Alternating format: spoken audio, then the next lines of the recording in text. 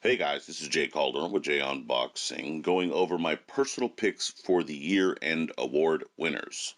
And I figured there wasn't much action this week, and everyone I know and everyone you know was making these sort of picks, so I might as well join that list.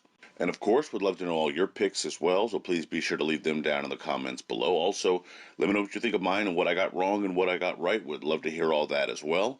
And without much more talking, let's get into it. Starting with the big one here, we got Fighter of the Year, and for me, this is something of a no-brainer. Canelo Alvarez. Love him or hate him, he had himself a 2021. Starting off the year, he made some easy work of Avni Yildirim, dropping him and stopping him after 3 frames, and then he moved into kind of unification mode. And in May, he gave Billy Joe Saunders his first loss, took his belt, and then did the same thing to Caleb Plant in November. He stopped both of them in the process. He was active, he had big events, he had meaningful fights, and took out just about everyone to take out at 168 pounds. Now, you could make a reasonable case for Alexander Usyk and George Kambosos here as well, and I would listen, I just wouldn't agree with you. While Kambosos and Usyk certainly cemented their spots in their respective divisions, both did so in single shots, with Usyk doing it against someone other than the top dog, which would have been Tyson Fury when he did it against Joshua, in fact, and with Kambosos doing it against the top dog, but again in a single shot. And it's impressive, but a single fight doesn't make up your entire year, in my opinion. Canelo did it repeatedly, leaving no doubt. Sure, it would be nice if he were to take on David Benavidez, but it would also be nice if Benavidez could hit weight consistently and keep a title. Until then, and even despite not having fought David, Canelo has done more during this calendar year than anyone else, in my opinion. So in the end, Canelo gets the nod from me. The next one we're going with here is Fight of the Year. And while there were some very solid contenders this year, I ended up going with what I thought would be the fight of the year in Juan Francisco Estrada versus Chocolatito Gonzalez 2. Now, truth be told, we had some really good to great fights this year, some really fun ones. Whether it was Tyson Fury versus Deontay Wilder 3, Stephen Fulton versus Brandon Figueroa a little bit recently, and Jermell Charlo versus Brian Castano, plus many more. We had a solid run of very decent fights. However, all year, when I would think back to fights I was most likely to watch again, Juan Francisco Estrada versus Roman Gonzalez 2 was the fight that came to mind. It was brutal and beautiful. It had skill at the highest level and savagery at every level.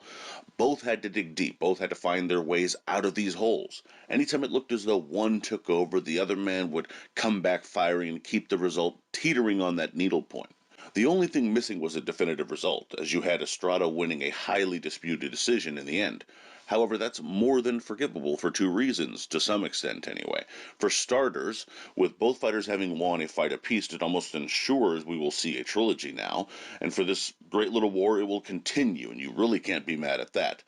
But also, how could the judges be perfect in this one? They, like many of us, probably got swept up in a lot of this action and likely had to make very difficult decisions after a lot of very difficult rounds to score. Now, while I personally might have thought Gonzalez edged most of those and should have won, it is understandable how you could get this fight a little bit wrong and it not be the biggest robbery in the world. It happens. Can't be mad at Estrada, of course, either. He fought his heart out as well, and they both did, really. And now we have 2022 to look forward to if these two little giants once again square off, which I hope they do. I cannot wait. Now, for knockout of the year, I'm going with, I guess, something of a controversial one in Oscar Valdez defeats Miguel Berchelt via 10-round KO.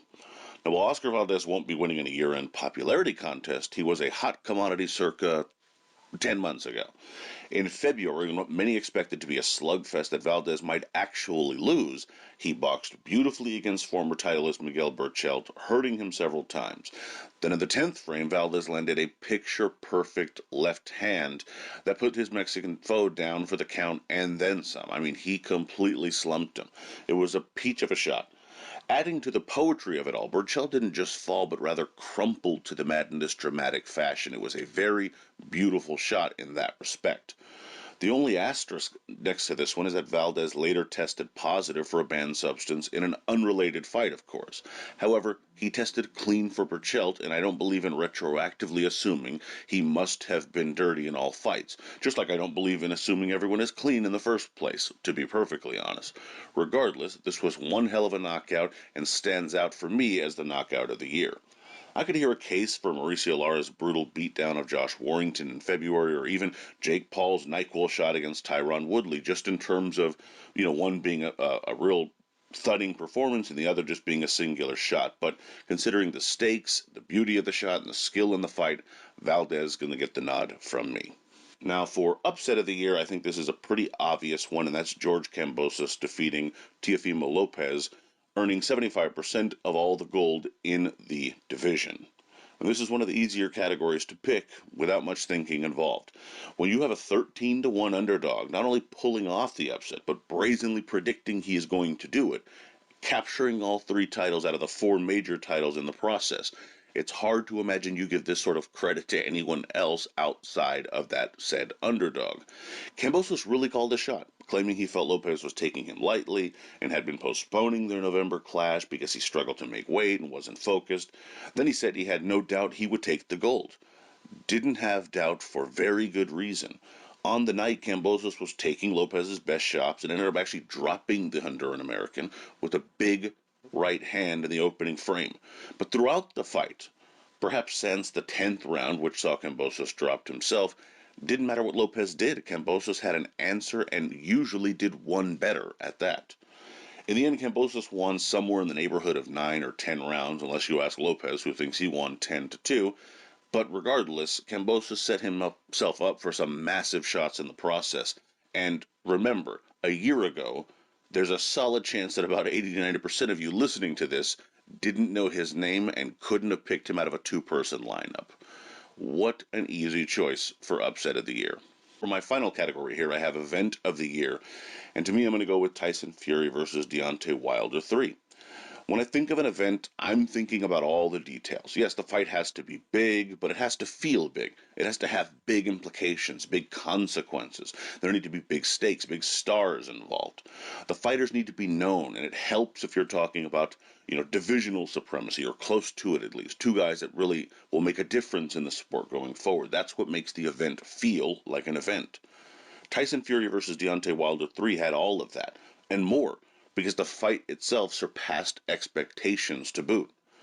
After the clinic put forth by Fury in their first encounter, minus a couple of rather large spills, Tyson was able to then absolutely bum rush Wilder in their second encounter and pitched a near shutout perfect performance.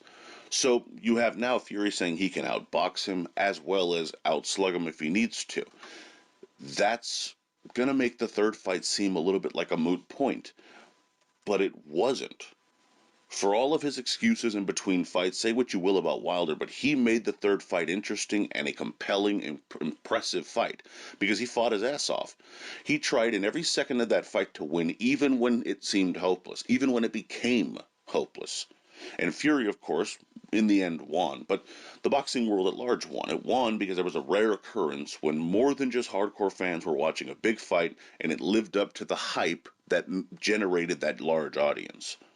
Over 500,000 pay-per-view buys off the heels of a pandemic, no less, and no person involved in this fight was a redheaded Mexican, and still sold over 500,000 pay-per-view buys, had a gate of 15,000 plus paid in Las Vegas, generating over $10 million, and could have been a little bit more there. And every news outlet that pertains to sport was breaking this one down before, during, and after.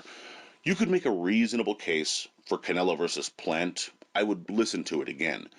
But to me, I kind of always felt I knew the answer to that question.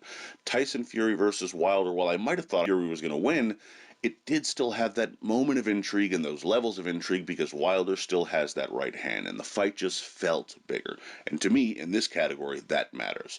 So yeah, Fury versus Wilder 3 was the event of the year.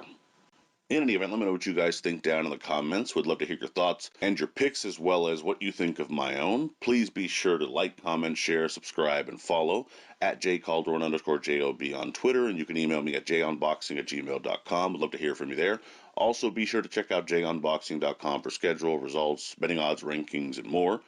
Also, a link in the description box will be left for a piece I wrote on some less serious awards. Would appreciate if you gave that a read as well. Think you guys will enjoy that. And as always, until next time.